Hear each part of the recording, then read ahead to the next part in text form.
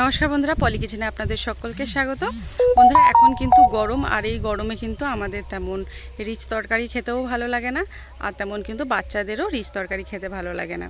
তাই আজ আমি একদম সাদামাটা একটা রেসিপি নিয়ে চলে এসেছি। আজ আমি আপনাদেরকে তৈরি করে দেখাবো। এখানে আমি নিয়ে নিয়েছি দুটো শিঙি মাছ।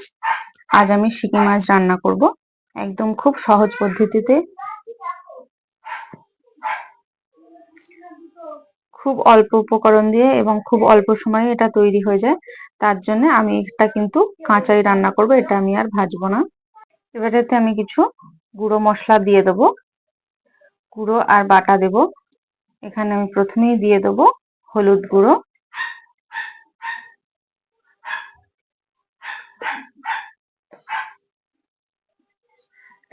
তারপরে দিয়ে দেবো লবণ। এবার এতে আমি দিয়ে দেবো গোলমরিচের গুঁড়ো। এখানে আমি 3টে কাঁচা লঙ্কা আর জিরে আদা আমি বেটে নিয়েছি, জিরে আদা বাটা, কাঁচা লঙ্কাটাও আমি দিয়ে দেবো।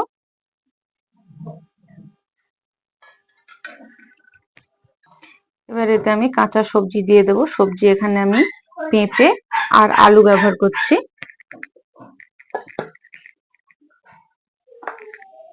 পেঁপে আর আলু দেখুন আমি একদম বড় বড় করে লম্বা লম্বা করে কেটে নিয়েছি। এবার সমস্ত আমি একসাথে মিশিয়ে দেব।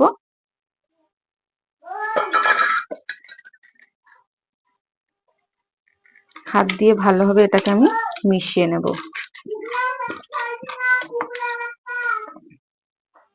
দেখুন এখানে একটা কড়াই আমি বসিয়ে নিয়েছি। এবারে কড়াইতে দিয়ে দেবো তেল।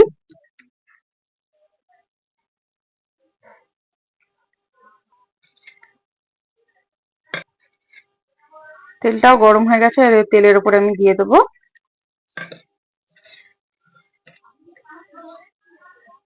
তেলের উপরে এবারে দিয়ে দেবো আমি কালো জিরে, তারপরে দেবো কুচিয়ে রাখা পেঁয়াজ।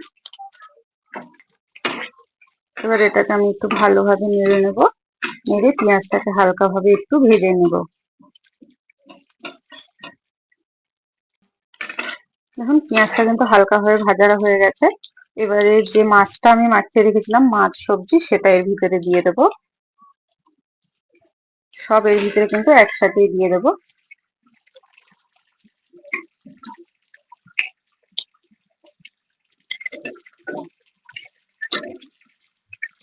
তারপরে এটা একটু উল্টে দেবো। আর অবশ্যই এটা কিন্তু কড়া গরম হওয়ার পরেই তেলটা দেবেন।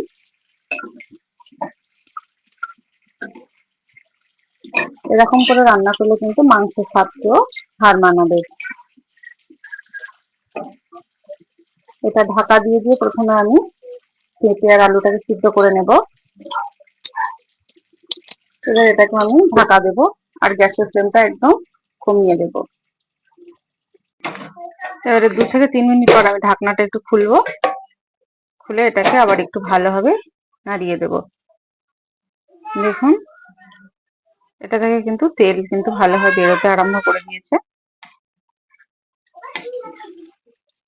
আপনারা কিন্তু চাইলে এখানে গুঁড়ো লঙ্কাও ব্যবহার করতে পারেন।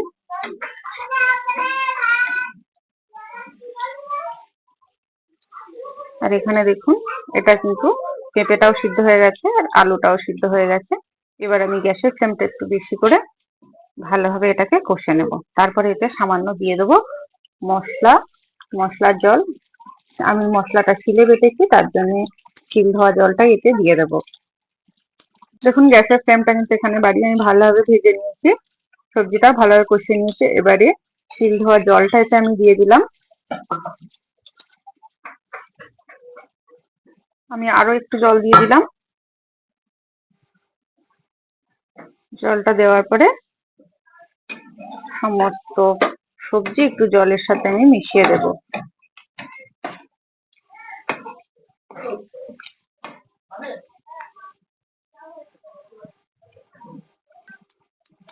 বাচ্চাদের জন্য অবশ্যই এইভাবে রান্না করবেন, বাচ্চারা কিন্তু সমস্ত ভাতটাই ফিনিশ করে দেবে।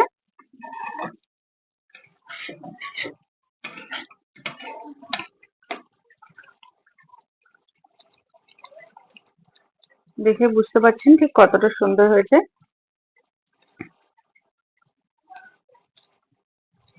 এভাবে আমি আরো 2 মিনিট মতো ভালোভাবে ফুটিয়ে নেব, তারপরে এটা নামিয়ে নেব। আর নামানোর আগে উপর থেকে একটু গরম মশলা ছড়িয়ে দেবেন, দেখবেন গন্ধটা আরো সুন্দর হবে আর খেতেও টেস্টি হবে। দেখুন বন্ধুরা, তৈরি হয়ে গেছে মাগুর মাছের দুর্দান্ত এই ঝোলটি। এটা কিন্তু বাচ্চা থেকে বয়স্ক সবাই খেতে পারে।